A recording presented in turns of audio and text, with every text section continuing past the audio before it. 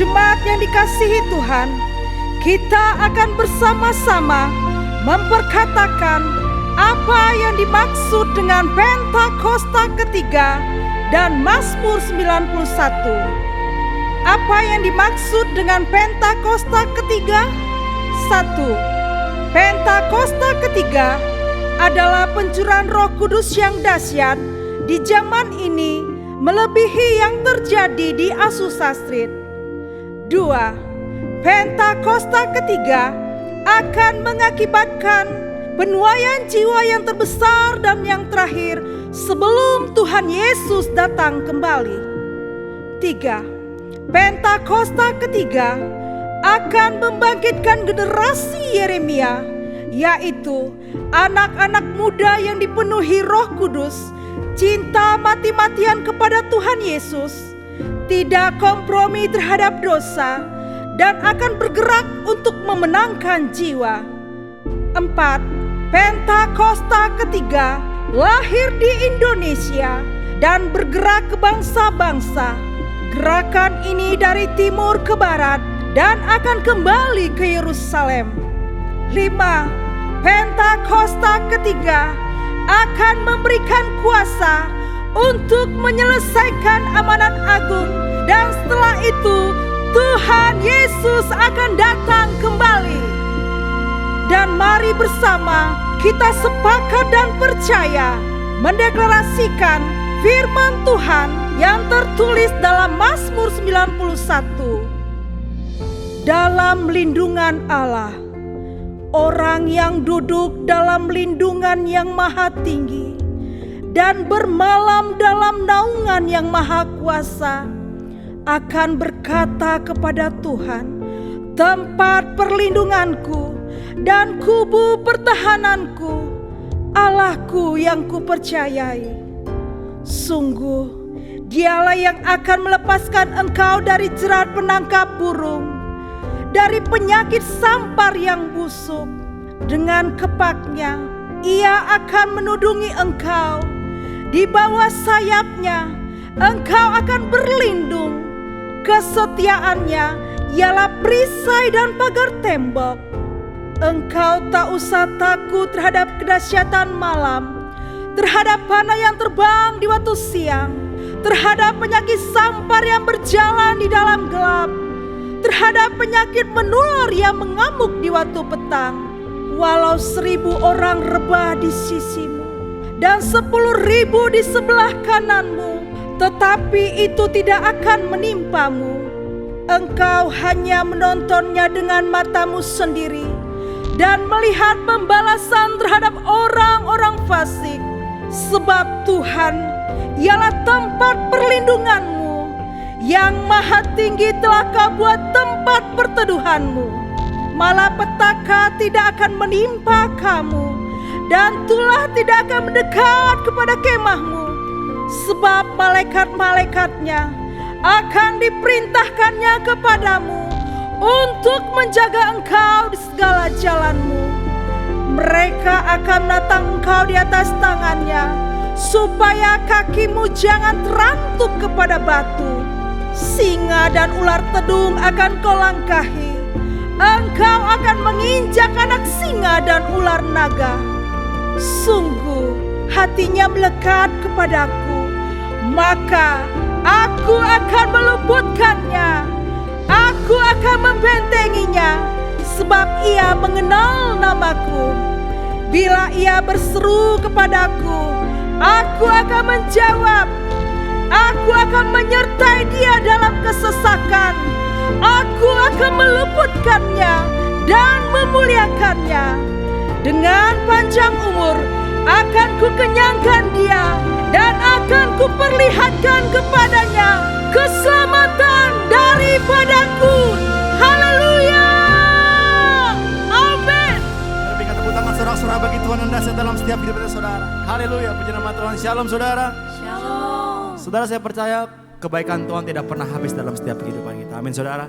Sesimpel hari saudara, kalau kita bisa bangun pagi, kita bisa bernafas, bahkan kita bisa datang beribadah bersama dengan keluarga, bersama dengan kerabat saudara.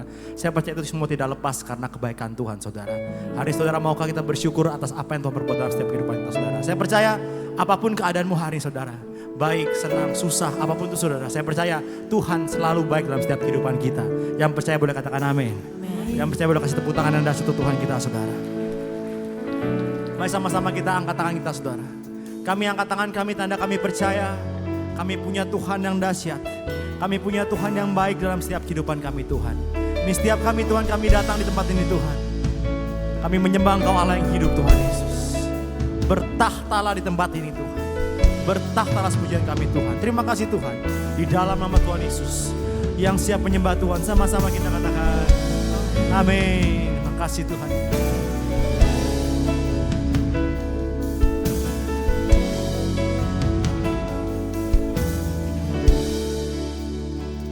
I love you Lord, for your mercy never fails me. All my days I've been held in your hands. From the moment that I wake up until I lay my head, I will sing of the goodness of God. All my life you have been faithful. All my life you have been so good. With every breath that I am able, I will sing of the goodness of God.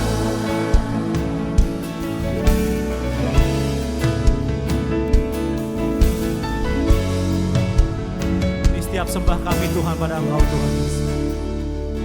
I love your voice.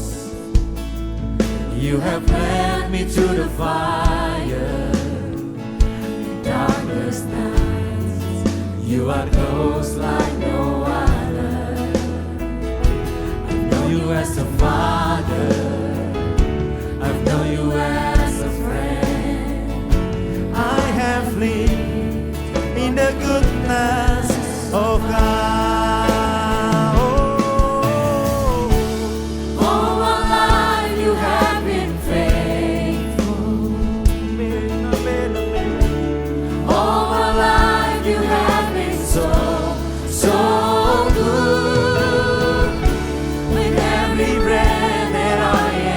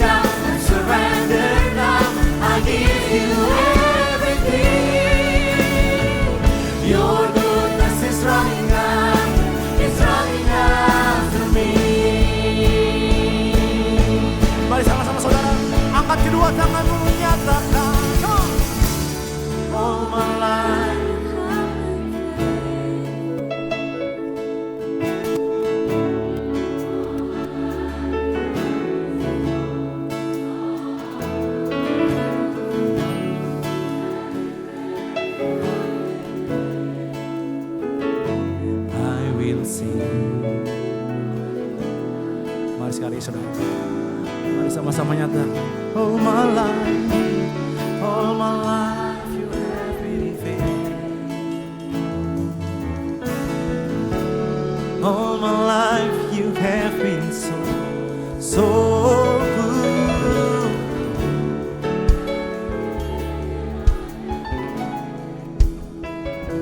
I will sing of the goodness. Mari sama-sama yuk saudara. Angkat kedua tanganmu saudara. Mari akui dia sama-sama. Your goodness, sama-sama katakan.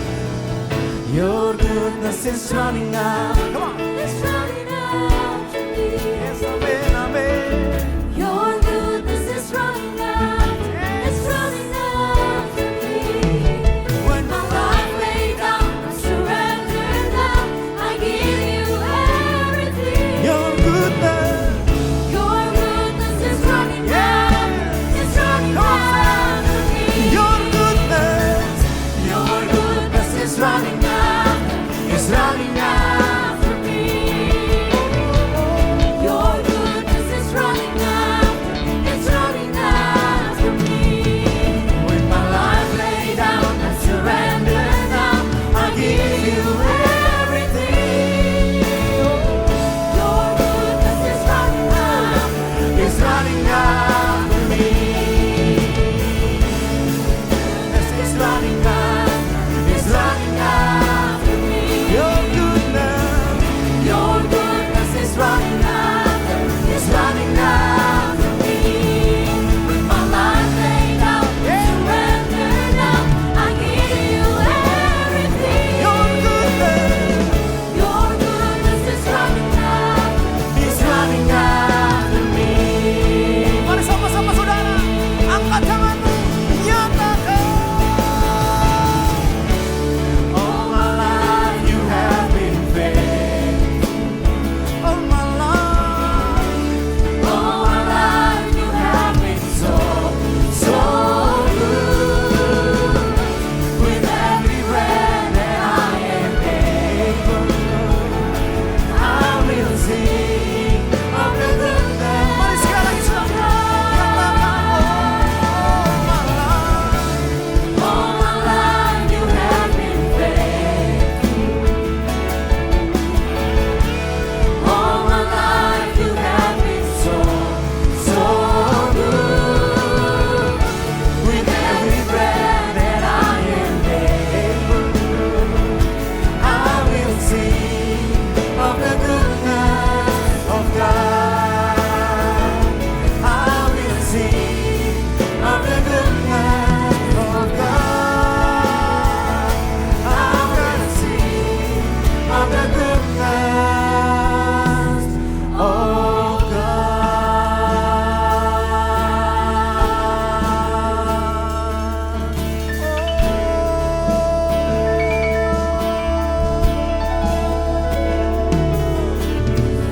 Kami sembah Kau Tuhan Yesus.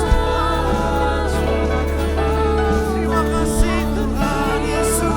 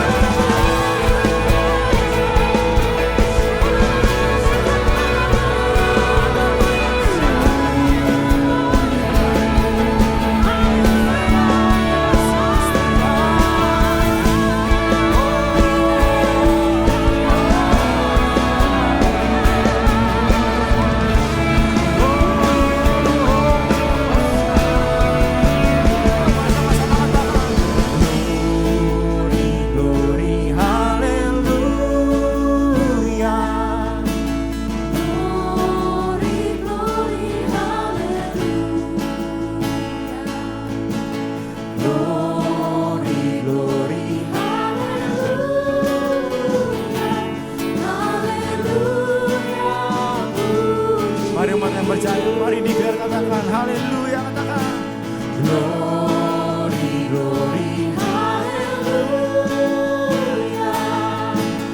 Glory, glory, hallelujah.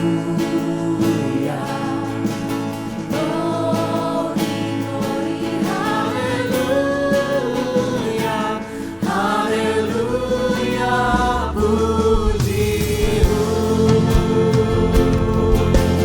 Mari angkat tanganmu, mari sama-sama katakan glory, glory, hallelujah.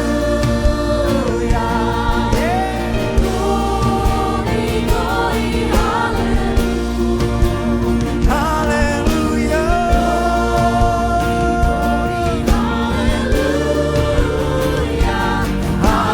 Hallelujah, puji. Nyatakan glory, glory bagimu. Glory, glory, hallelujah. Glory, glory, hallelujah. Hallelujah. Glory, glory, hallelujah. Hallelujah. Mari sekarang, mari angkat tangan menyatakan glory, glory, glory, hallelujah. Glory, glory, hallelujah. Hallelujah. Glory, glory, hallelujah. Hallelujah. Mari jemaat Tuhan, nyatakan glory, hallelujah.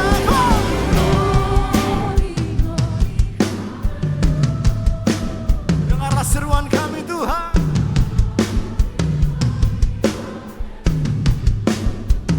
Yes. Glory, glory.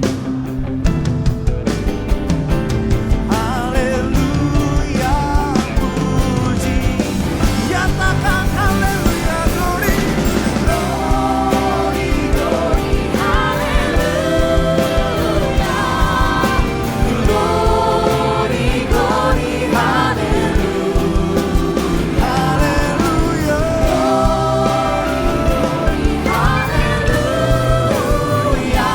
Haleluya, puji.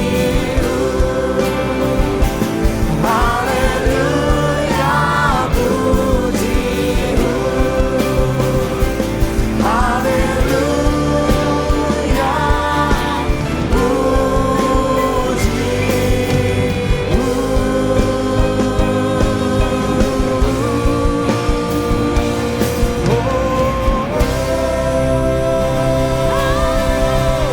Yang percaya berikan tepuk tangan sorak-sorai. Sorakan haleluya. Sebab kami menyembah Allah yang besar dalam setiap kehidupan kami Tuhan. Di tempat ini kami siap bersorak-sorai Tuhan. Satu alasan kami Tuhan, kalau kami bersorak, sebab kami percaya ada kuasa yang besar di balik pujian kami Tuhan. Kami percaya Tuhan bertahta di tempat ini Tuhan. Terima kasih di dalam nama Tuhan Yesus yang siap bersorak-sorai sama-sama. Katakan amin. Shalom. Saya ingin lambaikan tangan orang-orang yang menang. Shalom. Biarlah hari ini menjadi hari kita bersyukur kepada Tuhan. Amin. Biarlah glory pujian hanya bagi Allah kita yang setuju. Katakan amin. Tepuk tangan kawan-kawan. Hey. Put your big hand and everybody say 1, 2, 3. Hey.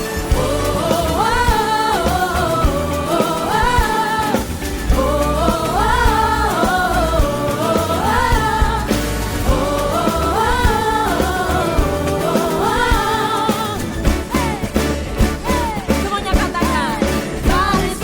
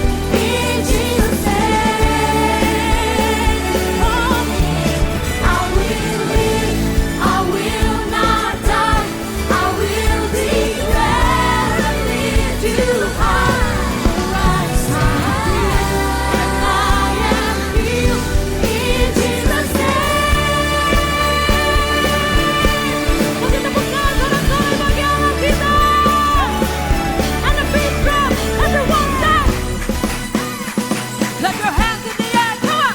Hey.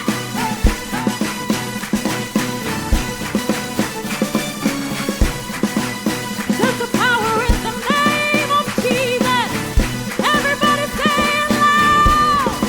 God is fighting for us, pushing back the darkness, lighting up the kingdom that cannot be shaken. In the name of Jesus, enemies defeated, and we will shout it out, shout it out. God is fighting for us, pushing back the darkness, lighting up the kingdom that cannot be shaken. In the name of Jesus, enemies defeated, and we will shout it out, shout it out. God is fighting for us, pushing back the darkness, lighting up the kingdom that cannot be shaken. In the name of Jesus, enemies defeated, and we will shout it out, shout it out. I will live, I will not die. The resurrection power of Christ alive in me, and I am free in Jesus' name. I will live, I will not die. I will declare and lift you high. Christ alive, and I am free. God is fighting for us, pushing back the darkness, lighting up the kingdom that cannot be shaken. In the name of Jesus, enemies defeated, and we will shout it out, shout it out. God is fighting for us, pushing back the darkness, lighting up the kingdom that cannot be shaken. In the name of Jesus, enemies defeated, and we will shout it out. Mari jemaat Tuhan. God is fighting for us, pushing back the darkness, lighting up the kingdom that cannot be shaken. In the name of Jesus, di dalam nama Tuhan Yesus, semua musuh dikalahkan. One more time, shout. God is fighting for us, pushing back the darkness, lighting up the kingdom that cannot be shaken. In the name of Jesus, enemies defeated, and we will shout it out, shout it out. God is fighting for us, pushing back the darkness, lighting up the kingdom that cannot be shaken. In the name of Jesus, enemies defeated, and we will shout it out, shout it out.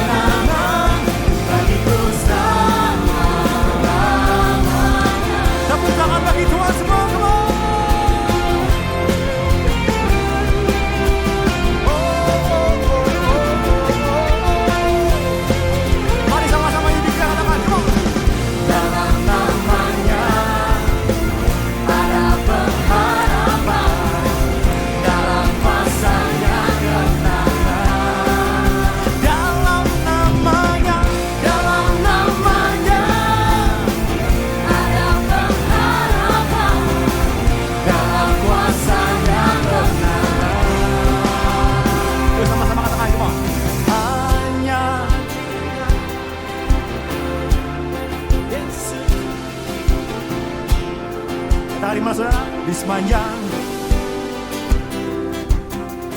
hanya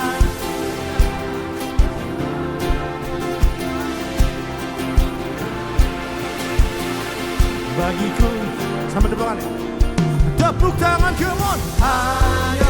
Hanya namanya Yesus, dia sumber pengharapan.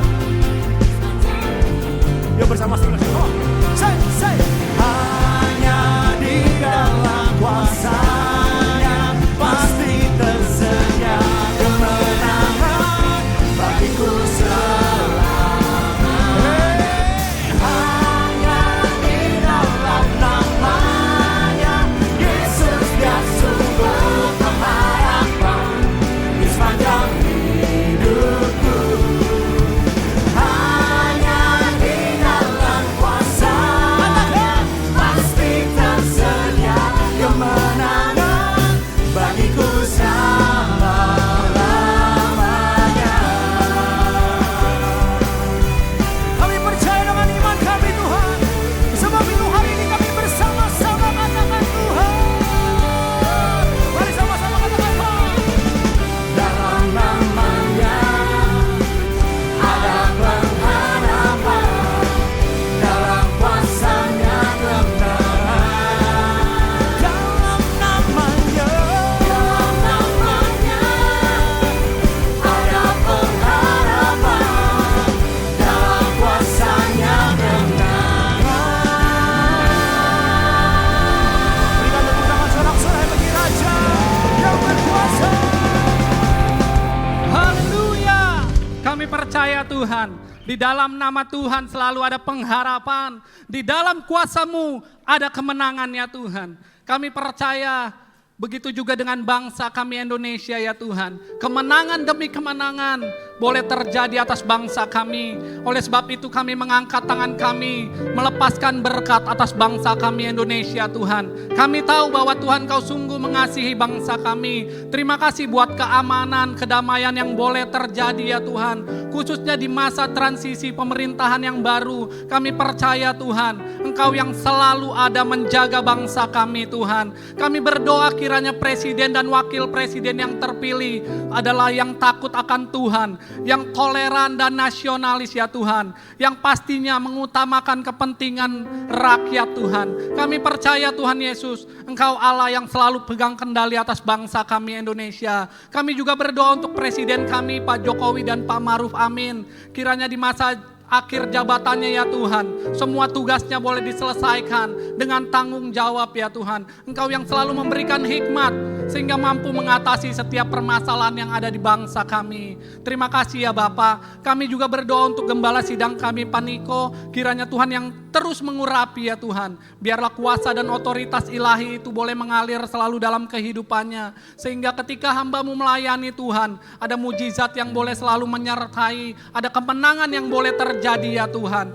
Engkau selalu pakai hamba-Mu sebagai the messenger of the third Pentecost untuk menyelesaikan amanat agung. Tuhan Kau memberkati pelayanannya, Kau memberkati keluarga besarnya. Dan kami juga bawa Gembala CK7 Dr. Rianto. Kiranya Tuhan Kau yang selalu memberikan hikmat dan kebijaksanaan atas hamba-Mu, khususnya dalam mengembalakan setiap kami di CK7, menjadikan kami umat yang layak dan berkenan di hadapan Tuhan, menjadikan kami murid-muridnya Tuhan Yesus. Terima kasih ya Bapa, Engkau selalu menjadi perisai dan penolong atas hamba-Mu. Engkau memberkati pelayanan hamba-Mu ya Tuhan, Engkau memberkati kesehatannya, juga keluarga besarnya selalu aman dalam lindungan Tuhan.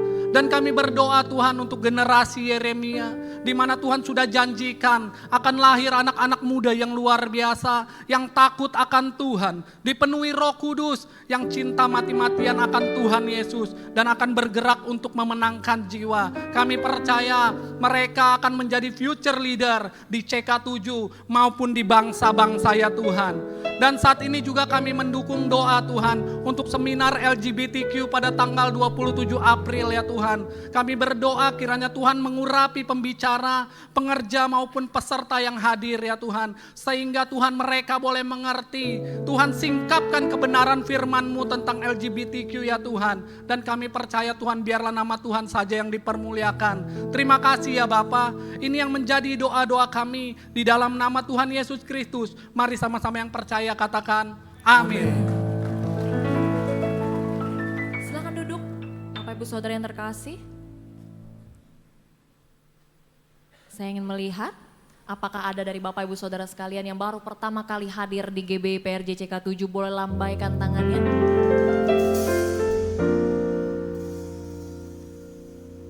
Ada? Puji nama Tuhan, merupakan jemaat-jemaat yang setia. Dan boleh juga ya mengajak rekan, keluarga untuk minggu depan sama-sama beribadah di gereja kami. Shalom Bapak Ibu Tuhan Yesus. Shalom. Shalom. Kita akan masuk dalam persembahan. Bagi Bapak Ibu yang memerlukan amplop bisa angkat tangannya. Nanti para usher akan membantu memberikan amplopnya. Nah, sambil menunggu saya ada 3 pengumuman Bapak Ibu. Kami di gereja ini, kami tidak hanya ingin menyediakan tempat untuk Bapak Ibu beribadah di hari Minggu. Tapi kami rindu untuk melihat Bapak Ibu untuk terus bertumbuh. Terkhususnya kita bicara mengenai keluarga-keluarga. Ada 3 hal yang saya ingin sampaikan. Yang pertama adalah bicara mengenai retret Bapak Ibu. Bagi Bapak Ibu yang anak-anaknya beribadah di lantai 9. Kami rindu agar Bapak Ibu bisa mendaftarkan anak-anak untuk bisa ikut retret ini. Ini adalah retret yang pertama kali kita lakukan sejak masa pandemi. Biasanya pada saat kita lakukan retret selalu kuotanya lebih, ya, over kuota. Dan untuk periode kali ini kami juga menyiapkan kuota yang terbatas. Oleh sebab itu kami rindu untuk Bapak Ibu jemaat di GBI PRJ khususnya untuk segera mendaftarkan. Karena retret ini terbuka untuk umum, ada nanti mungkin anak-anak dari luar juga yang akan mendaftar. Tapi sebisa mungkin kami mengakomodir kebutuhan dari anak-anak Bapak Ibu semua. 2 minggu yang lalu, Gembala mengurapi para panitia, kakak-kakak panitia dari retret ini. Dan pada saat kami mendengarkan paparan dari mereka semua, kakak-kakak ini menyiapkan retretnya enggak setengah-setengah Bapak Ibu. Mereka bawa dalam doa dan mereka benar-benar minta tuntunan Tuhan. Retret sekolah minggu itu mereka memberi tema The Guardian of the Fire. Bicara mengenai bagaimana kita mendidik anak-anak kita, membawa anak-anak kita untuk menjaga api mezbah. Kita mengimpartasikan karakter berdoa di dalam kehidupan mereka. Lalu untuk yang junior, tema yang mereka bawakan bicara mengenai masterpiece. Mereka mengingatkan bahwa anak-anak ini semuanya adalah mahakaryanya Tuhan. Di masa sekarang ini enggak mudah. Di lingkungan mereka dari sosial media begitu banyak yang menyerang mereka. Itu sebabnya mereka harus memiliki jati diri yang kuat. Dan kakak-kakak menyiapkan supaya anak-anak kita yang ada di junior ini, mereka mengerti siapa mereka di dalam Tuhan. Dan yang terakhir itu dari 316 dari youth, mereka memilih tema purify, memurnikan. Ya, sekian lama anak-anak ini tidak ikut lagi retret, ya mereka mau diajak untuk bawa masuk supaya mereka kembali memurnikan diri mereka. Jadi saya undang Bapak Ibu, bagi Bapak Ibu yang anak-anaknya beribadah di lantai 9, daftarkan mereka untuk ikut retret tahun ini, ya. Hal yang kedua Bapak Ibu Tuhan Yesus tadi kita sudah doakan, yaitu adalah seminar LGBTQ. Ya. Kami juga rindu semua dari kita hadir di seminar ini. Ini adalah seminar yang sangat penting, karena pemahaman maupun gerakan dari LGBTQ ini itu sangat masif saat ini. Bukan cuma bicara di luar negeri, tapi di dalam negeri pun seperti itu. Bahkan kami dengar di sekolah-sekolah pun sudah mulai masuk. Kita harus jagai anak-anak kita, pengertian mereka, supaya mereka tahu apa yang benar dan yang salah. Kita perlu hikmat Tuhan, biar kita diperlengkapi melalui seminar ini. Biayanya hanya Rp35.000, hanya untuk menggantikan makan siang Bapak Ibu. Tapi nilai yang kita bisa dapatkan, kita bawa pulang, itu menjadi bekal untuk anak-anak kita di kemudian hari. Amin. Daftarkan Bapak Ibu untuk ikut seminarnya tanggal 27 April. Yang ketiga Bapak Ibu, hari ini mungkin Bapak Ibu sudah lihat beberapa kali pengumuman mengenai DLA. Apa sih DLA? DLA adalah That's Love Action. Ini adalah satu program baru yang dikeluarkan oleh DFLI, That's for Life Indonesia yang ada di CK7. Itu adalah bidang yang fokusnya adalah untuk memperlengkapi bapak-bapak, para ayah. Dan hari ini kita launching program yang pertama, namanya That's Love Action. Di mana kita mau mengajak bapak-bapak untuk melakukan tindakan kasih yang sangat sederhana. Setiap minggunya kita akan posting tindakan kasih yang baru.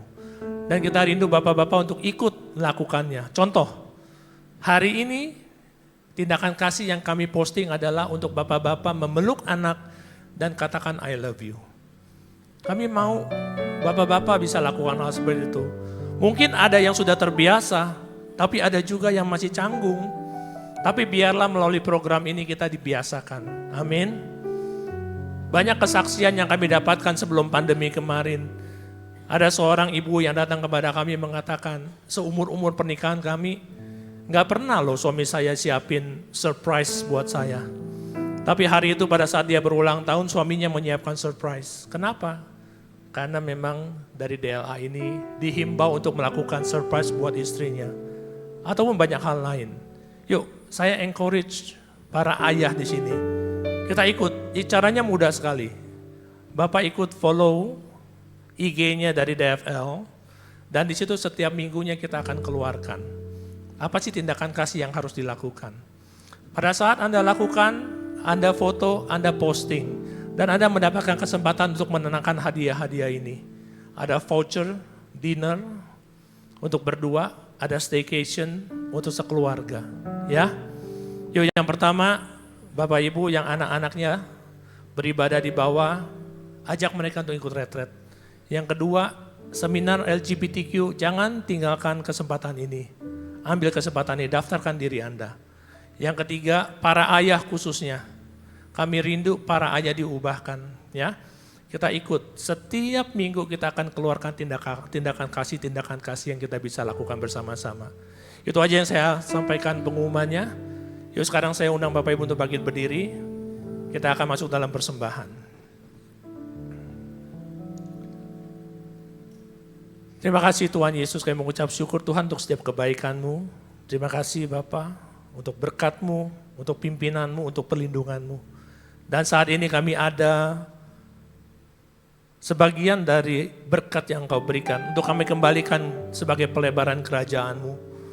Kiranya melalui persembahan ini Engkau disenangkan Tuhan. Dan kami percaya kami akan menerima kesehatan, kami akan menerima keluarga, bisnis, pekerjaan, dan kuliah yang terbaik. Ini adalah waktu memberi persembahan. Di dalam nama Tuhan Yesus Kristus kami berdoa. Amin. Tuhan Yesus memberkati.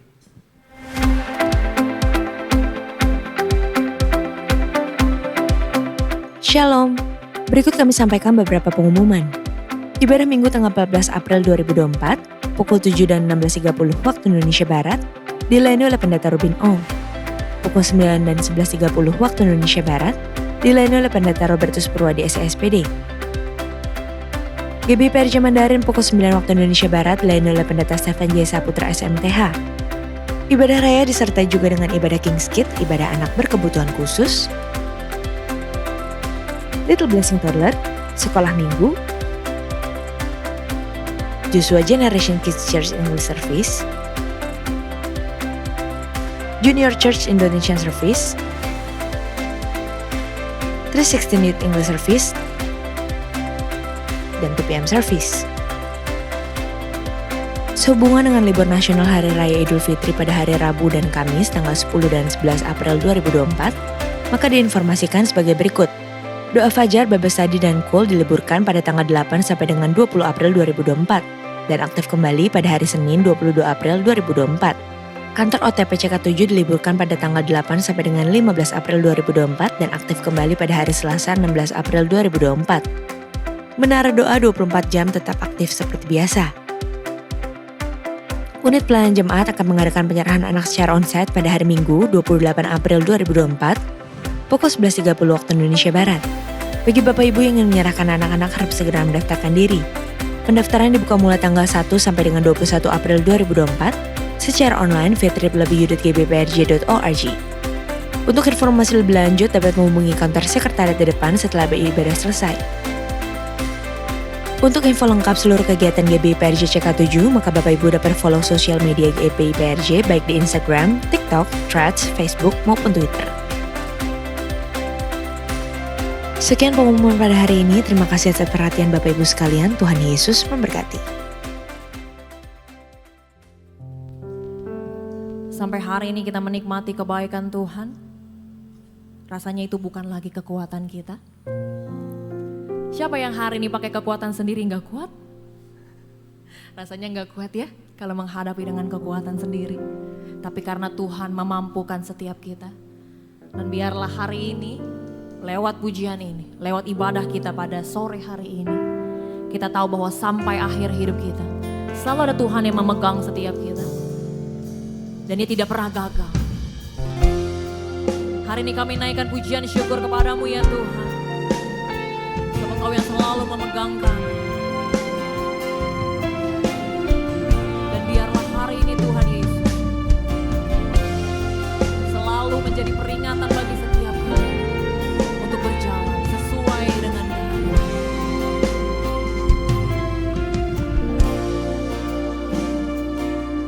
Bapa, Engkau mengenalku lebih dari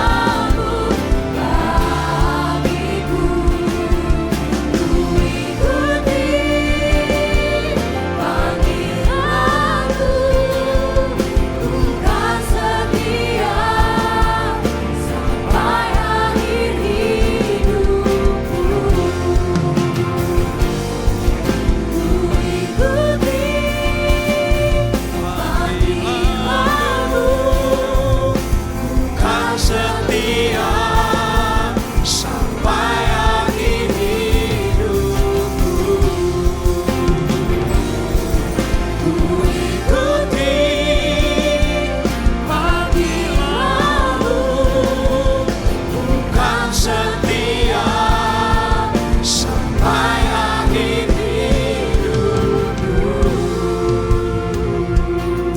Haleluya, haleluya. Ku kan setia sampai akhir hidupku. Terima kasih Bapa, terima kasih Yesus. Itulah sebabnya sorak-sorai kami tujukan hanya kepadamu ya Yesus. Sebab Engkau Allah yang dapat dipercaya. Itulah sebabnya puji-pujian kami naikkan kepada Engkau. Kami tahu Engkau Allah yang hidup. Allah yang sanggup menolong kami dalam segala apapun juga yang kami alami. Terima kasih Bapa. Bukan hanya kami yang menikmati Engkau. Engkau pun menikmati gerejamu ini. Engkau menikmati sorak-sorai kami. Kalau surga menikmati sorak-sorai umatnya, maka tingkap-tingkap langit akan dibuka. Dan berkat Allah dicurahkan buat kami semuanya. Sekarang Kau akan berfirman, kami siapkan hati kami terima untuk berkat firman Tuhan itu. Di dalam nama Yesus, mari yang siap diberkati dengan firman Tuhan, sama-sama katakan, amin, amin. Tepuk tangan buat Tuhan Yesus, haleluya. Silakan duduk sekalian, shalom. Saudara merasakan bahwa Tuhan kita adalah Tuhan yang baik? Saya pengen lihat tangan-tangan yang merasakan Tuhan kita Tuhan yang baik, saudara. Enggak cukup sampai hari ini, sampai nanti Tuhan memanggil kita, Tuhan selalu baik buat kita semuanya. Amin. Nah, saudara, hari-hari ini adalah hari-hari bagaimana perayaan atau memperingati tentang penampakan Yesus setelah dia bangkit dari antara orang mati. Saya beri judul firman Tuhan hari ini adalah kuasa kebangkitan, saudara. Kuasa kebangkitan. Mengapa? Nanti saudara akan tahu. Yang paling ditakuti iblis itu kalau manusia punya kuasa kebangkitan. Iblis gak takut kita punya salib di kalung kita itu segede apapun, gak takut saudara. Walaupun itu gak salah. Iblis gak takut kita hafal firman Tuhan dari Kejadian sampai Wahyu. Walaupun hafal firman Tuhan itu baik. Iblis gak takut kalau di rumah kita ada salib besar di tembok. Yang paling iblis takuti itu kalau orang Kristen punya kuasa kebangkitan. Mengapa? Karena iblis tidak akan pernah dibangkitkan. Berapa kali iblis itu berusaha menggagalkan karya keselamatan lewat Yesus Kristus. Nanti akan saya jelaskan step demi step bagaimana iblis sangat-sangat takut Yesus itu ada di dunia menyelamatkan kita semuanya. Oleh sebab itu, di masa-masa penampakan diri Yesus kepada para muridnya, kita harus tahu dan mengerti bahwa Yesus membuktikan Dia Allah yang hidup. Saya tantang saudara, coba cari kitab suci agama apapun saudara, yang menjelaskan bahwa Allahnya, ilahnya, dewanya, dewinya yang disembah oleh umat itu sanggup menolong umat kalau umat mengalami penderitaan. Gak ada. Tidak ada. Saya buktikan saudara. Dari semua bukti Alkitab, Allah kita sanggup menolong umatnya yang menderita, yang mengalami penindasan, yang mengalami aniaya. Sebab Allah sanggup menolong umatnya yang memuji, menyembah, percaya kepadanya. Suatu kali, Musa memimpin bangsa Israel keluar dari Mesir. Karena Fir'aun kelas kepala, Musa sampai harus mohon, izinkan kami keluar dari Mesir karena kami akan beribadah kepada Allah kami. Fir'aun bilang no. Karena keras hati, keras kepala, Allah turunkan 10 tulah.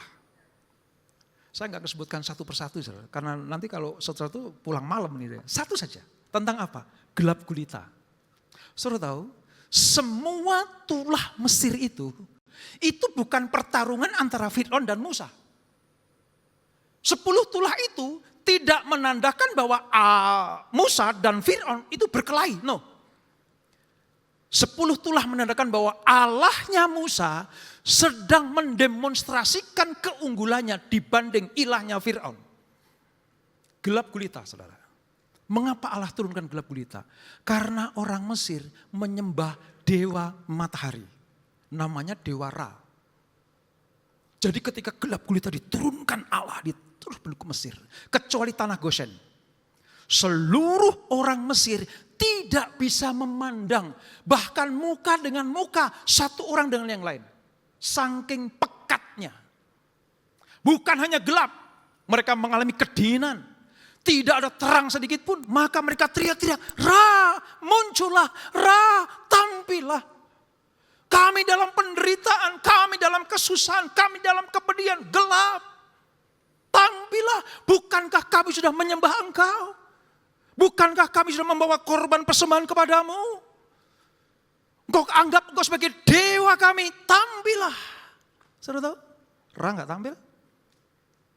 Dia hanya mau disembah. Dia hanya mau dipuji oleh umatnya. Dia hanya mau diberikan sesembahan kepada dia. Dewa, dewi, berhala, ilah-ilah lain tidak akan pernah bisa menyelamatkan umat yang menyembahnya. Kecuali Yesus Kristus. Dia bukan hanya mau disembah, saudara. Dia gak cuma mau kita memuji-muji dia saja. Tapi dia mau seperasaan sepenanggungan dengan kita. Oleh sebab itu dia turun ke dunia menyelamatkan manusia yang berdosa. Saudara dan saya supaya apa? Lewat penderitaan, lewat karyanya kita diselamatkan. Dia punya kerinduan di mana dia berada, kita pun berada. Wow, luar biasa. Itulah sebabnya walaupun dia mati hari Jumat. Yang kita rayakan sebagai Jumat Agung. Tapi dia bangkit pada hari Minggu sebagai Minggu Paskah. Ia tidak ada di sini sebab ia telah bangkit sama seperti yang telah dikatakannya. Mari lihatlah tempat ia berbaring. Puji Tuhan, Allah kita Allah yang hidup. Bukan Allah yang mati.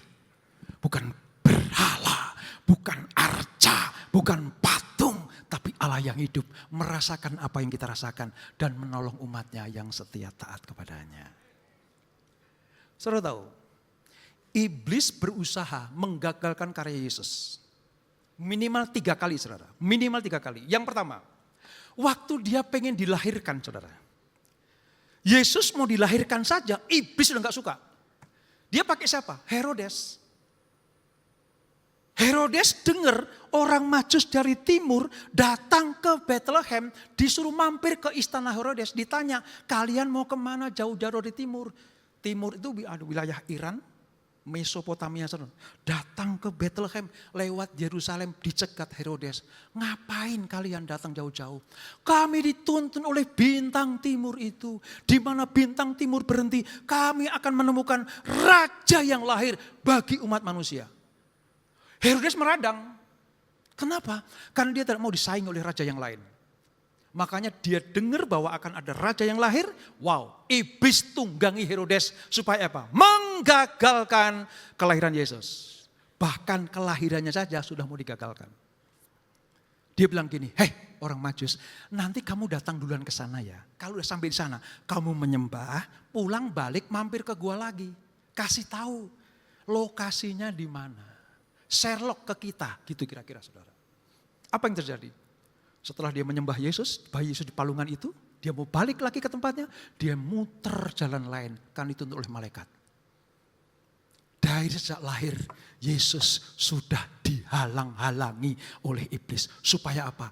Karya keselamatan tidak sampai kepada kita. Tapi puji Tuhan, cara yang pertama gagal. Karena Yesus mengungsi ke Mesir, sampai Herodes mati, dia kembali lagi ke Yerusalem.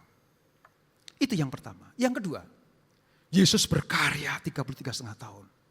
Lalu tiba saatnya dia harus mati, saudara. Sebelum mati, dia berdoa di Taman Getsemani. Iblis ngikutin kemanapun Yesus berada. Bahkan di Taman Getsemani, iblis merayu Yesus supaya gagal, jangan mau. Mungkin kata-katanya seperti ini, lu yakin mau pikul salib? Kamu yakin, swear, mau menderita, ini berat loh. Ini di luar peri kemanusiaan loh. Ini tidak sanggup kamu mikulnya loh. Sampai Yesus berdoa, Bapa, kalau boleh cawan ini lalu daripadaku. Kalau boleh ada cara lain, biar gak pakai cara salib ya Tuhan. Karena apa? Sebagai manusia Yesus sangat-sangat ketakutan. Manusiawi. Peluhnya seperti tetesan darah. Iblis selalu menggocok supaya apa? Lo jangan mati. Karena dengan kematianmu, engkau akan menyelamatkan semua umat manusia. Ntar gue sama siapa? Kira-kira seperti itu iblis. Saudara tahu? Jawaban Yesus, Bapa, bukan kehendakku, tapi kehendakmu. Kicep iblis, saudara. Mengapa? Upaya kedua pun gagal. Sampai Yesus pikul salib ke Golgota, iblis juga masih mencoba untuk menggagalkannya.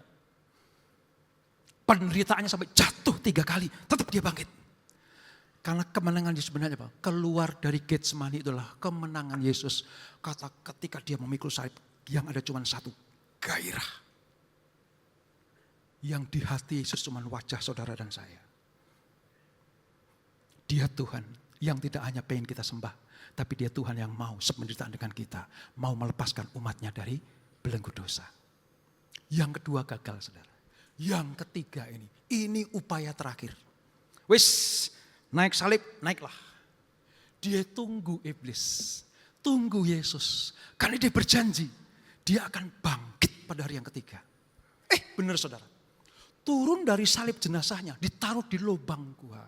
Itu kuburan baru punya Yusuf dari Arimatea. Ditaruh di situ, lalu digulingkan sebuah batu yang besar untuk menyegel kubur itu. Gak mungkin manusia dengan kekuatannya menggulingkan batu itu. Ditambah lagi apa? 2 serdadu Romawi berjaga-jaga kanan dan kiri segel itu. Maka atas pikiran manusia tidak mungkin Yesus bisa keluar dari kubur. Tapi saya lihat hari yang ketiga seperti yang dijanjikannya. Bahkan kekuatan segel itu gak mampu menahan kuasa kebangkitan Yesus. Maka dikatakan dia bangkit. Kubur kosong membutuhkan Yesus hidup. Apa yang terjadi saudara? Iblis masih pakai cara lagi. Kenapa? Kalau yang terakhir ini nggak bisa ditahan, selesai. Udah nggak ada cara lain lagi. Makanya disebarkanlah kabar bohong. Nanti kalau para muridnya tanya, orang-orang tanya, mayatnya dicuri ya, bukan bangkit. Coba lihat saudara. Alkitab mencatat. Banyak orang disogok oleh tentara Romawi dan orang ahli Farut, orang Farisi. Supaya kalau ditanya mayatnya kemana, dicuri. Kebangkitan Yesus memukul telak kuasa kegelapan. Kenapa? Karena bagi kuasa kegelapan iblis enggak ada kuasa kebangkitan. Tapi anak-anaknya, sekalipun kita mati raga kita punya pengharapan suatu kelak kita akan dibangkitkan bersama-sama dengan Kristus. Upaya iblis kepada Yesus gagal total semuanya. Sekarang yang diincar siapa? Anak-anaknya. Saya mau beritahu saudara. Iblis lagi buat kamuflase. Kenapa? Gereja lakukan ibadah, sembahyang, puji-pujian, puasa, tapi lupakan kuasa kebangkitannya. Secara pribadi saudara, saya sedang bergumul. Pribadi saya bergumul, saya berdoa biar gereja Tuhan di muka bumi ini termasuk CK7, khususnya PRJ. Semeriah kita merayakan Natal, harusnya semeriah itu juga kita merayakan Paskah. Hari terbesar Yahudi itu bukan Natal saudara, Paskah. Cuman masalahnya dia merayakan Paskah perjanjian lama, kita Paskah perjanjian baru. Saya ingin jelaskan. Nah ini kronologinya saudara, tampilkan. 3,5 tahun, 33,5 tahun dia berkarya, mati, Jumat Agung, 3 hari dia bangkit. Nah masa-masa sekarang ini diperingati sebagai masa-masa 40 hari. Yesus menampakkan diri kepada para muridnya. Untuk apa? Membuktikan bahwa janji tentang kebangkitannya, janji tentang Allah yang hidup, itu benar-benar nyata. Dan genap 40 hari, dia akan naik ke surga. Kita peringati nanti pada tanggal 9 Mei. Kita rayakan kenaikan Yesus ke surga. 10 hari kemudian tibalah hari raya Pentakosta. Disitulah Roh Kudus dicurahkan buat kita semuanya. Makanya kalau kita compare, kita bandingkan dengan ilah-ilah lain, enggak ada apa-apanya ilah lain dibanding dengan Yesus Kristus. Oleh sebab itu, saya yakin sekali Yesus, tetap Yesus. Ini pembuktiannya, saudara. Enggak ada yang meleset, enggak ada yang gagal. Maka iblis sangat-sangat ketakutan. Yang dia bisa coba sekarang hanya menggagalkan umatnya masuk di dalam tanah perjanjian. Ini saudara. Nah, saya akan sedikit jelaskan tentang Paskah. Karena nanti saudara akan tahu makna kebangkitannya. Paskah perjanjian lama itu sebenarnya nomor 1. Pernah dirayakan di Mesir. Paskah pertama itu di Mesir, saudara. Dilakukan di mana? Di Goshen. Itu yang lingkaran kecil itu. Itu wilayah di mana zamannya Yusuf bersama dengan keluarganya pindah dari Mesopotamia masuk ke Mesir.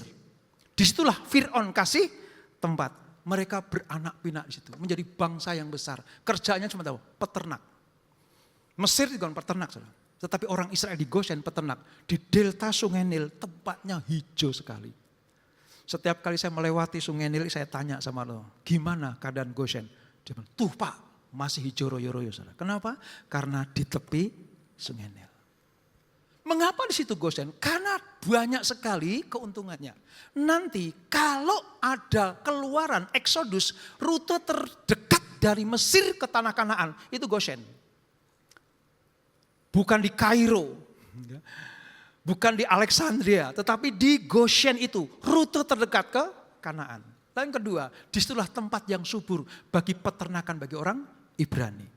Nah, sebelum Tuhan menurunkan tulah yang ke-10 anak sulung mati, Tuhan bilang begini sama Musa, Musa, kamu perintahkan umatku setiap rumah tangga menyembelih anak domba jantan. Darahnya kamu tampung, percikan di jenang-jenang pintu. Jenang pintu itu kusen pintu.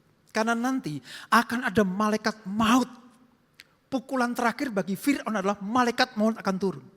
Nah, ketika malaikat maut akan turun, dia akan cari anak sulung orang Mesir. Termasuk binatang-binatangnya yang sulung. Akan dibantai habis. Hanya pintu yang ada lambang darah anak domba jantan itu yang akan dilewati. Makanya peristiwa disebut sebagai peristiwa apa? Pesyah. Pesyah itu adalah melewati. Menyelamatkan. Mengkhususkan pintu yang ada darahnya itu tidak di bumi hanguskan dengan tulah anak sulung. Makanya keluar kata Pesyah, Paskah, Passover. Karena ada yang tanya, Pak yang benar Esther atau Passover sih? Yang Alkitabiah Passover. Apakah Esther salah? Tidak salah. Tapi kurang tepat. Karena Esther itu artinya peringatan hari raya yang baru. Sesuatu yang baru. Sementara Passover itu melewati. Harusnya dibantai. Tapi dilewati oleh malaikat maut. Domba Paskah perjanjian lama. Itu adalah setiap domba yang disembelih untuk menyelamatkan umat Israel. Itu PL Paskahnya. Paskah PL itu seperti itu. Tetapi itu tidak bisa menyelamatkan saudara. Mengapa? Karena setiap kali sejak keluar dari Mesir sampai ada bait suci. Orang Yahudi kalau ibadah di bait suci. Imam besarnya terima darah kambing anak domba itu. Dipercikan di ruang Maha Kudus. Untuk apa? Supaya umatnya disucikan, diampuni dosanya, lalu ketemu sama Tuhan. Jadi tiap-tiap hari pelayanannya dan berulang-ulang. Setiap ada ibadah selalu ada korban untuk ruang Maha Kudus. Darahnya dipercikkan di situ. Tetapi sekalipun tiap-tiap hari berulang-ulang tidak dapat menghapus dosa. Hanya nutupin dosa. Kenapa? Karena umatnya mau ketemu sama Tuhan. Dosa ditutupi sementara. Makanya setelah selesai ibadah mereka pulang. Dosa tetap ada. Mau ketemu lagi, tutupin lagi dosanya. Ketemu sama Tuhan.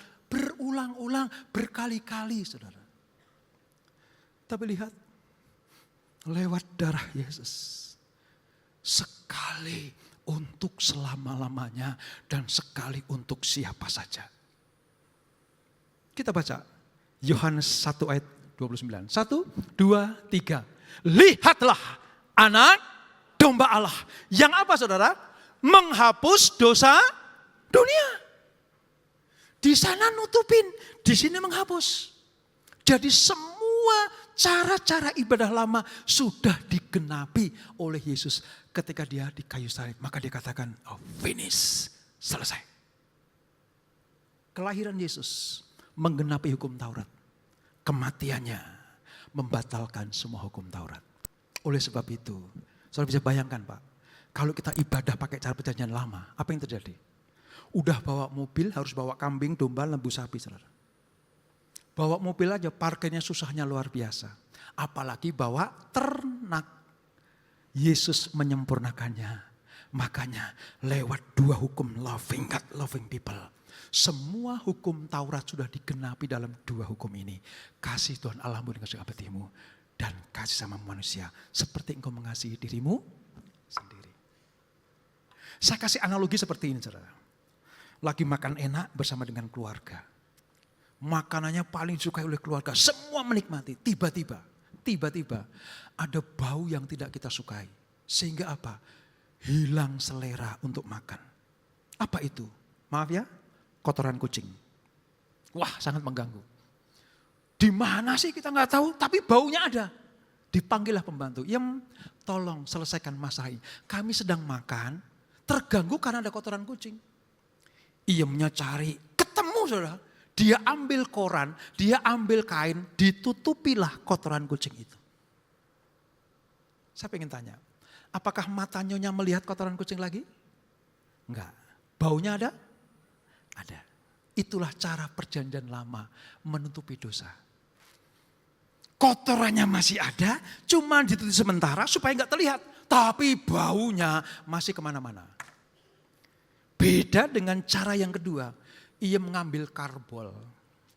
Setelah diserok itu kotoran, dibuang jauh-jauh. Lalu disikat pakai karbol. Dipel, sikat lagi, pel, semprot minyak wangi. Saya pengen tanya, kotorannya masih ada? Enggak. Baunya masih ada? Itulah cara Yesus menghapus dosa kita. Makanya saya katakan, cinta Yesus. Cinta Yesus. Jangan tukar dengan apapun juga. Ketenaran, kekayaan, kekuasaan. Tidak akan pernah bisa membalas cinta kasih kita pada Tuhan. Sekali Yesus, tetap Yesus. Amin saudara. Dikit lagi ya saudara. Ayo.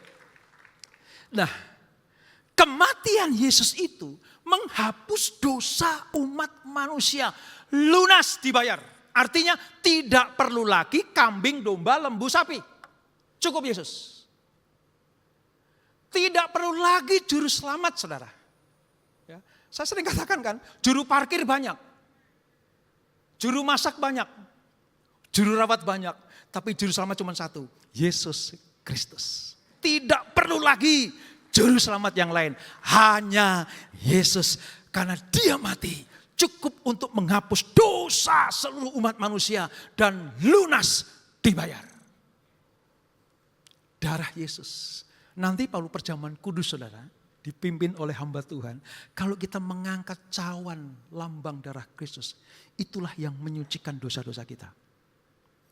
Kita punya iman. Inilah darah Kristus. Yang dicurahkan bagimu sebagai peringatan akan daku. Waktu kita minum kita percaya. Inilah yang menyucikan dosa-dosa kita. Inilah yang menghapus dosa-dosa kita. Dia buang ke tubir laut yang paling dalam. Dan Tuhan tidak mengingat lagi. Waktu kita naikkan roti itu adalah lambang tubuh Kristus. Bilur-bilur Yesus yang menyembuhkan. Yang memulihkan kesehatan kita. Makanya dengan iman aku makan roti ini sebagai tubuh Kristus. Menyehatkan tubuh saya. Karena bilur-bilurnya menyembuhkan sakit penyakitku. Ini. Kematiannya menghapus dosa. Kebangkitannya mengalahkan maut untuk selama-lamanya. Dan lunas, tidak perlu juru selamat lagi. Saya pernah waktu perayaan Paskah ada di Yerusalem. Ya, bersama dengan Ibu Elizabeth. Kita lihat ada orang jalan salib. Dari bahasanya saya, oh ini orang Filipin. Orang Filipin itu cara untuk menghayati penderitaan Yesus. Ada yang pikul salib, betul saudara? Wah, Via Dolorosa gitu ya. Saya penasaran tuh. Saya datang gitu, saya pegang salibnya. Aduh, styrofoam. Oke lah, gak masalah. Dia pakai penghayatan seperti itu. Tetapi yang Tuhan minta gak seperti itu saudara. Cukup Yesus yang disalib. Yang Tuhan minta apa sih? Kita disuruh mempersembahkan hidup kita. Sebagai ganti anak sulung yang mati pada waktu malaikat maut menerjang Mesir. Aku minta tubuhmu sebagai persembahan hidup. Paulus kadang berpikiran mendahului zamannya. Dia tahu kalau Tuhan sudah berkarya berkorban di kita, Tuhan minta apa? Persembahkanlah tubuh baik persembahan yang hidup, kudus dan yang berkenan pada Allah. Itulah ibadahmu yang jati. Roma 12 ayat 1. Maka tidak perlu lagi ada juru selamat. Cuman Yesus satu-satunya juru selamat kita. Amin. Ini yang paling ditakuti iblis. Makanya saya selalu pesan itu pergumulan saya. Biarlah gereja merayakan Paskah kebangkitan Yesus dengan gegap gempita. Kenapa? Karena kuasa kegelapan akan terbirit-birit, saudara. Dia membuktikan bahwa dia hidup. 40 hari lamanya, kau lihat ini tanganku yang berlubang paku. Kau lihat buktinya. Kau lihat bahwa ada tanda tentang penderitaanku. Tanganku berlubang, kakiku berlubang, lambungku ditombak, ada bekasnya. Dia berusaha untuk meyakinkan para muridnya. Karena para murid ketakutan. Ketakutan sama sekali. Gurunya udah gak ada. Itulah sebabnya, suatu kali saudara, ada kul di rumah Petrus. Kumpul semuanya, kecuali Thomas. Thomas gak tahu kemana saudara. Kul itu dihadiri oleh para murid, kecuali Thomas. Tiba-tiba Yesus masuk. Waktu Yesus masuk, dia bilang gini, kau lihat sekarang, kamu gak perlu takut lagi. Ya, gurumu yang kemarin mati, sekarang udah bangkit. Jangan takut, jangan gelisah hatimu. Kau lihat aku ini. Ya Tuhan, kami percaya. Gitu. Selesai kul saudara, Petrus berjumpa dengan Thomas. Tom, lo kemarin kemana? Waktu kul kamu gak datang. Yesus hadir di kul kita. Dia tunjukkan semua bukti-bukti kebangkitannya. Apa kata Thomas? Nehi, gue gak percaya. Sebelum gue cucukkan jariku ke bekas lubang lambungnya, gue gak percaya. Kul berikutnya Thomas ada. Yesus hadir lagi. Tom, come here. Sekarang cucukkan jarimu ke lubangku. Belum dicucukkan, Thomas bilang, ya Tuhan Allahku, Adonai Elohenu, engkaulah Tuhan Allahku yang hidup. Apa kata Yesus? Karena engkau telah melihat aku, maka engkau percaya. Berbahagialah mereka yang tidak melihat namun percaya. Siapa itu? Saudara dan saya. Enggak lihat Yesus, enggak lihat lubang pakunya, enggak lihat salibnya, enggak lihat mahkota durinya. Namun kita percaya Dia Allah yang mati buat kita. Dia yang bangkit buat kita. Dia akan naik ke surga. Wah saudara, nantikan itu saudara. Makanya menurut saya pribadi, kita harus berbangga. Kita ini lebih dipermuliakan dibanding para muridnya loh saudara. Muridnya lihat baru percaya. Kita belum melihat tapi sudah percaya. Makanya iman kita diperhitungkan sebagai sebuah kebenaran. Karena kamu belum melihat namun percaya, maka semua janji berkat yang aku janjikan akan genapi dalam kehidupanmu. Yang sakit disembuhkan, yang berbeban berat diberikan kelegaan, yang terikat dilepaskan, buntu jalan, Tuhan akan buka jalan. Oleh sebab itu, tetap percaya sama Yesus, walaupun kita tidak bisa melihat Dia secara fisik. Amin saudara. Ini saya katakan. Ya. Bersama dengan kematiannya, kita juga dibangkitkannya. Lambang apa? Baptisan saudara. Baptisan itu begini. Saya kalau tugas baptis celupin orang gitu ya. Entah di sungai Yordan atau di kolam renang atau di laut atau di mana gitu ya saudara. Saya katakan engkau mati bersama Kristus. Tenggelam. Bangkit bersama Kristus. Pak enggak Alkitabiah. Loh kenapa? Kan Yesus matinya Jumat Pak. Bangkitnya Minggu. Nah kalau baptis matinya Jumat ditarik Minggu saudara. Ya mati beneran. Ini lambang. Baptisan adalah mati bersama Kristus. Seluruh dosa kita dilolosi dari tubuh ini. Dari pengaruh dosa kita disembuhkan, dipulihkan, disucikan, dikuduskan.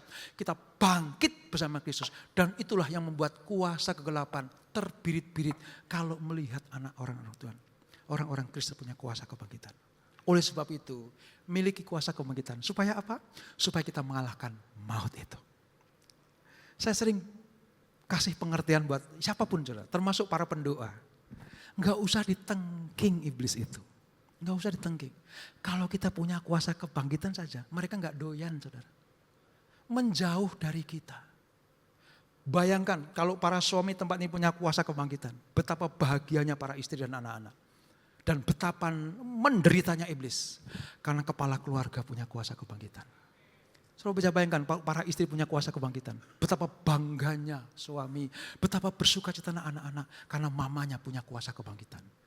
Saudara bisa bayangkan kalau seluruh keluarga punya kuasa kebangkitan. Iblis gak akan pernah mendekat. Kalau terang datang, gelap menyingkir. Amin. Nah ini berkatnya saudara. Minimal ada 4 berkat yang kita terima waktu Yesus bangkit. Menampakkan diri dan sebelum naik ke surga. Apa itu? Manusia baru. Pemusik boleh maju ke depan. Ya. Ketika kuasa kebangkitan kita terima dari Tuhan, maka kita mendapatkan posisi sebagai manusia yang baru, dibaharui kehidupan kita. Hidup yang baru, yang lama sudah berlalu, yang baru muncul. Makanya syarat untuk terima keselamatan hidup yang baru, lahir baru. Yang kedua, pengampunan. Tadi itu. Yesus mati untuk menghapus semua dosa. Bukan cuma menutupi, kalau menutupi belum mengampuni. Hanya sementara, tapi karena dihapus, kekal selama-lamanya. Kita mendapatkan apa? Pengampunan dosa, lepas dari dosa. Yang ketiga, punya kuasa. Apa itu? Penuh Roh Kudus. Saudara tahu? Bahasa Yunaninya kuasa itu dunamos. Dunamos. Nanti keluar kata dinamo. Apa itu? Daya gerak. Dinamo kan daya gerak ya. Punya kipas angin di rumah? Nah, konde yang di belakang itu dinamonya. Daya geraknya. Dari kata dunamos. Dari kata dunamos keluar kata apa? Dinamit. Apa itu? Daya ledak. Mampu meratakan tanah yang bergelombang. Lewat kuasa Roh Kudus kita sanggup meratakan yang bergelombang. Artinya apa? Jalan yang lurus kita dapatkan. Enggak berkelok-kelok lagi tapi lurus. Dan yang keempat, lewat kuasa kebangkitan kita dilahirkan untuk bersaksi. Saudara tahu, cara mengalahkan iblis selain punya kuasa kebangkitan, kesaksian kita. Oleh darah anak domba. Dan oleh apa saudara? Oleh kesaksian kita. Iblis diapain? Iblis dikalahkan, kuasanya dibangkitkan oleh darah anak domba. Nyanyikan bersama-sama. Oleh darah anak domba, oleh kesaksian kita, iblis dikalahkan, kuasanya dihancurkan oleh darah anak domba. Dari pihak Allah, darahnya dicurahkan. Dari pihak kita, kesaksian kita luncurkan. Lihat tangan saya saudara. Waktu kita dipenuhi dengan darah anak domba, disucikan darah anak domba, kita diprotek oleh darah anak domba. Maka panah iblis tidak akan pernah sampai kepada kita. Karena ada darah anak domba. Kalau kesaksian, panah kita yang kita lepaskan untuk menumbangkan iblis. Bedanya itu. Darah anak domba melingkupi kita, menahan serangan iblis. Tapi kalau kesaksian, kita sedang melepas melepaskan panah untuk menumbangkan iblis. Maka darah anak domba sudah dicurahkan, yang Tuhan cari adalah saksi. Allah tidak mencari pembela, Allah tidak mencari hakim, Allah tidak mencari advokat. Allah yang cari adalah saksi. Supaya apa? Kesaksian kebangkitannya sampai ke ujung bumi. Dan kita semuanya diberkati Tuhan. Tuhan Yesus memberkati. Kita masuk dalam perjamuan kudus, saya serahkan kepada Bapak. Oleh kuasa darah-Mu, Kau telah tebus dosaku. Kekudusan-Mu menghidupiku. Kasih-Mu mengalir memulihkan hidupku. Sungguh besar anugerah-Mu, Kau selamatkan hidupku. Ku menjadi ciptaan yang baru oleh kuasa darah-Mu. Kita akan masuk dalam perjamuan kudus. Bapak Ibu semuanya sudah punya roti dan anggur? Ada yang belum punya? Perjamuan kudus adalah perjamuan Tuhan sendiri. Suatu sakramen yang akan mendatangkan berkat bagi setiap kita yang berkenan dan percaya kepada Tuhan Yesus. Setiap kali kita masuk dalam perjamuan kudus, inilah pesan Tuhan. Biarlah ini menjadi peringatan akan daku, kata Tuhan Yesus. Mari Bapak Ibu dan Tuhan Yesus, mari kita mengingat dan mengucap syukur atas setiap kebaikan Tuhan. Mari kita tundukkan kepala. Siapakah kami ini Tuhan? Sebelum kami mengenal Engkau, kami semua adalah orang berdosa. Dan upah dosa adalah maut. Tapi Engkau yang tidak berdosa telah dijadikan dosa oleh karena kami. Engkau harus turun dari surga mulia, mati menggantikan kami. Sungguh Tuhan, Kau sungguh baik. Saat ini Kau ingatkan kepada setiap kami, bahwa kemuliaan-Mu sedang turun atas bumi ini. Kemuliaan-Mu sedang turun atas gereja ini. Ya Aba, ya Bapa, Engkau sungguh baik. Kami mengasihi-Mu Tuhan. Tuhan mau memberkati saudara dan saya melalui perjamuan kudus ini. Tapi Tuhan mau kita makan dan minum dengan cara yang benar. Oleh karena itu kalau saat ini kita diingatkan, ada hal-hal yang kita lakukan yang tidak berkenan bagi Tuhan. Mari kita mohon ampun di hadapan Tuhan. Kita akui di hadapan Tuhan. Ampuni kami Tuhan. Layakkan kami Bapa.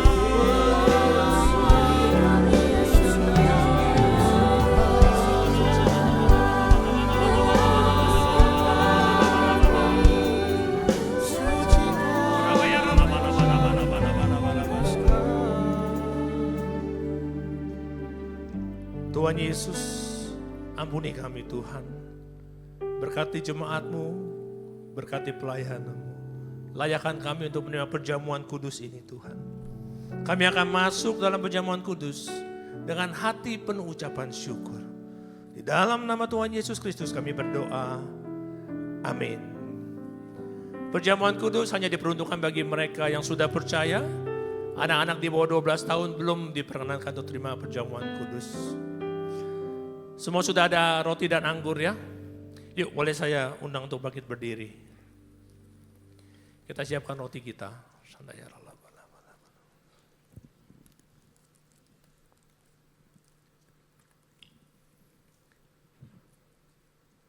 Sebab apa yang telah kuteruskan kepadamu telah aku terima dari Tuhan.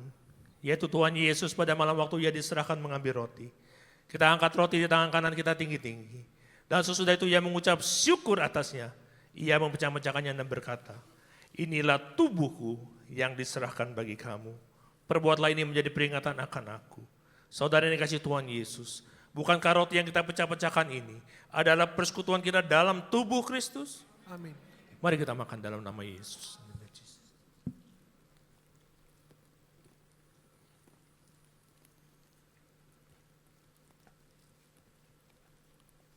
Kita siapkan anggur kita.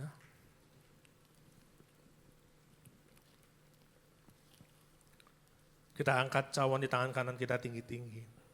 Demikian juga ia mengambil cawan sesudah makan lalu berkata, cawan ini adalah perjanjian baru yang dimeteraikan oleh darahku. Perbuatlah ini setiap kali kamu meminumnya menjadi peringatan akan aku. Saudara yang dikasihi Tuhan Yesus, bukankah cawan pengucapan syukur yang atasnya kita ucapkan syukur adalah persekutuan kita dengan darah Kristus? Mari kita minum dalam nama Tuhan Yesus. Mari kita ucapkan syukur. Terima kasih Tuhan. Terima kasih untuk pengorbananmu Tuhan. Untuk kasih-Mu. Terima kasih Tuhan. Terima kasih Bapa.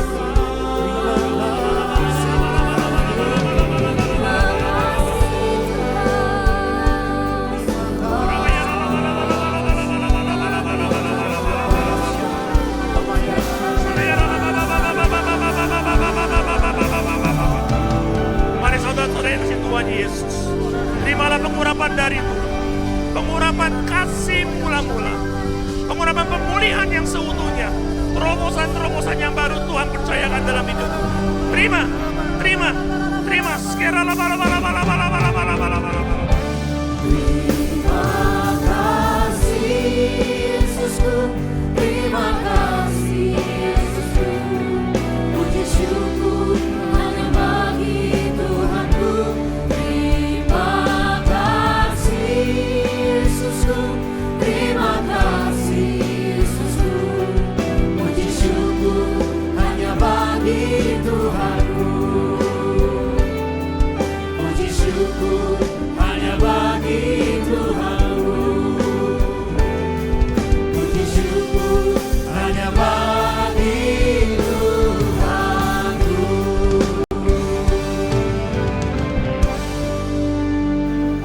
Terima kasih Tuhan Yesus, terima kasih Bapa. Terima kasih Kau sungguh baik Tuhan. Terima kasih untuk keselamatan yang Kau berikan Tuhan.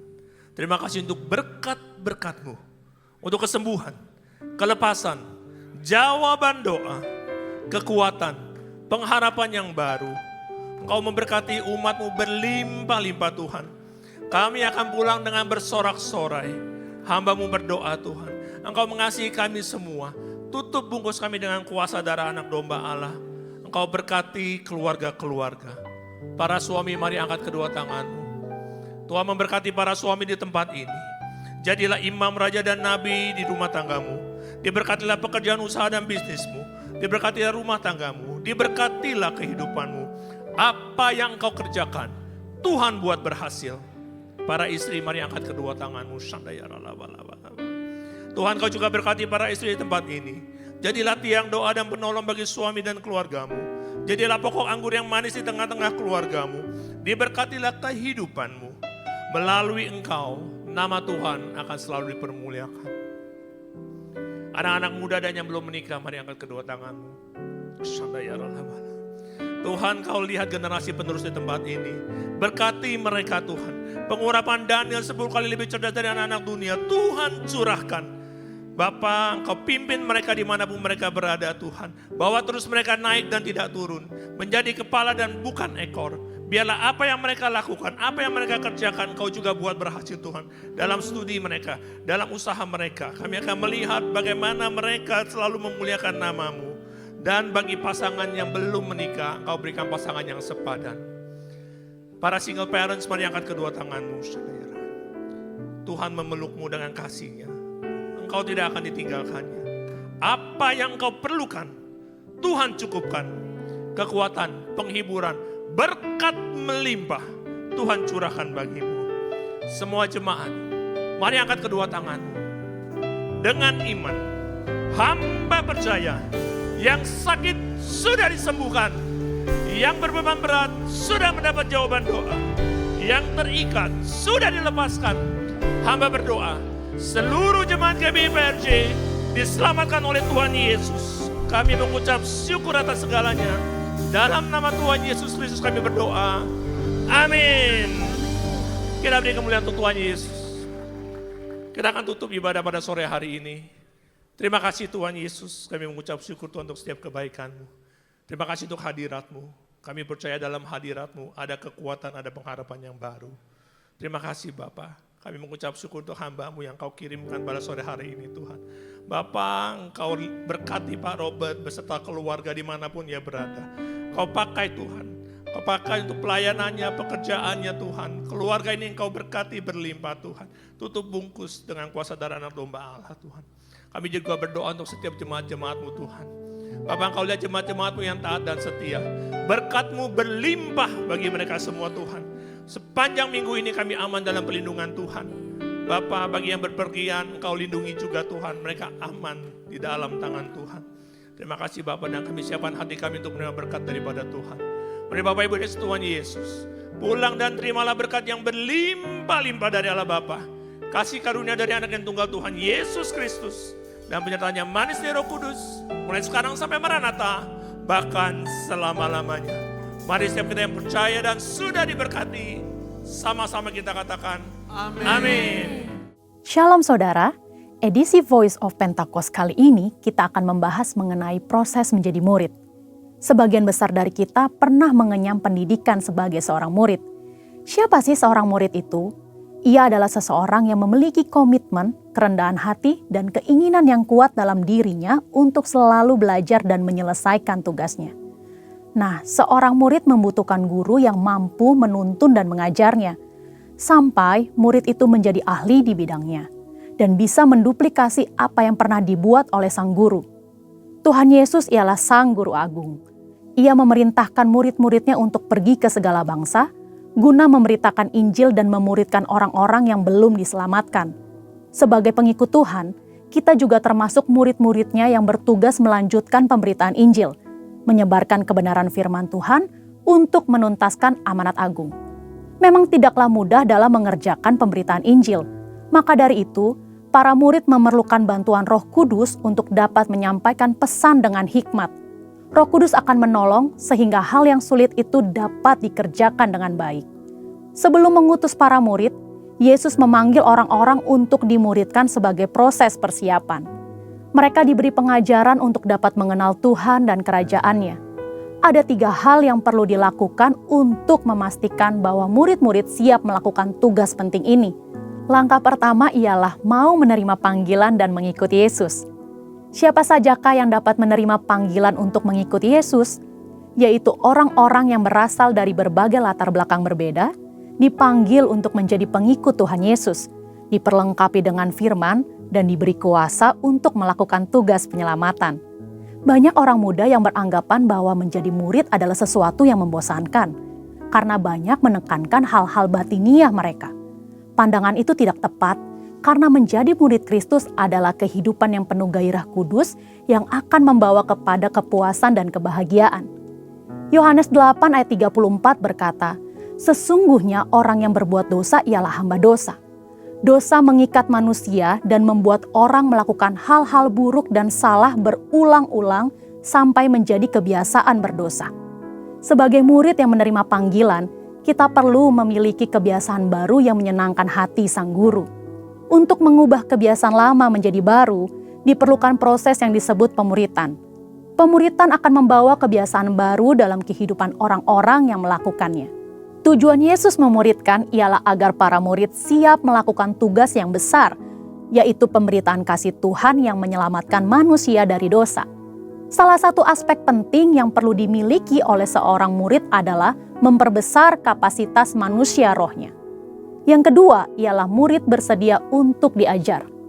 Untuk mengalami perubahan hidup dari manusia lama menjadi manusia baru, murid-murid perlu firman Tuhan yang disampaikan terus-menerus sampai mereka memiliki kerelaan hati untuk mau berubah, diajar, dan taat melakukan perintah Tuhan.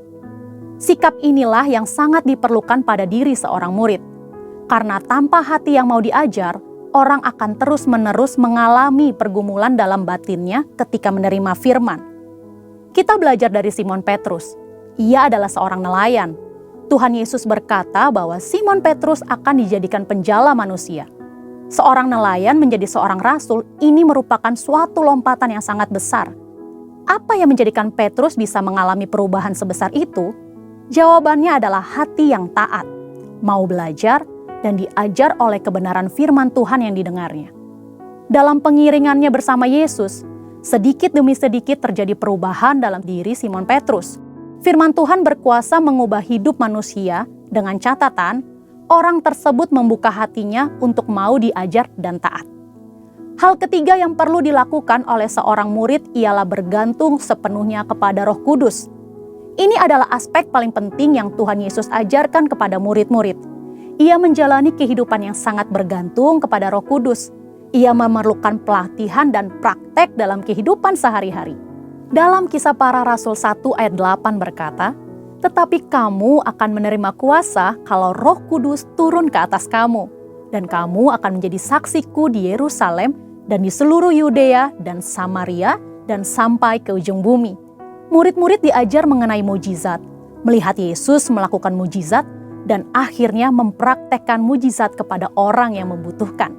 Inilah teladan yang Tuhan ajarkan untuk generasi saat ini. Dengan perkembangan informasi yang mudah diakses, generasi saat ini lebih suka melihat dan mencari figur-figur yang dapat mereka ikuti sesuai dengan keinginan mereka sendiri, yang belum tentu sesuai dengan kebenaran firman Allah. Seringkali hal ini mengakibatkan murid dengan mudah meninggalkan pemimpinnya. Hal ini merupakan salah satu wujud perubahan pada generasi ini. Itulah mengapa kita sebagai murid Kristus perlu memiliki keteguhan hati untuk mau dimuridkan dan mengerjakan proses pemuridan itu sendiri. Perlu tuntunan Roh Kudus untuk kita memilih pemimpin atau figur teladan yang sesuai dengan karakter Yesus. Dan untuk para mentor, tetap semangat dan terus membangun diri agar melahirkan murid-murid yang siap menyelesaikan amanat agung. Untuk penjelasan lebih lengkap dari tim teologi kami, silahkan klik link yang ada di atas atau scan QR Code yang tersedia. Tuhan Yesus memberkati.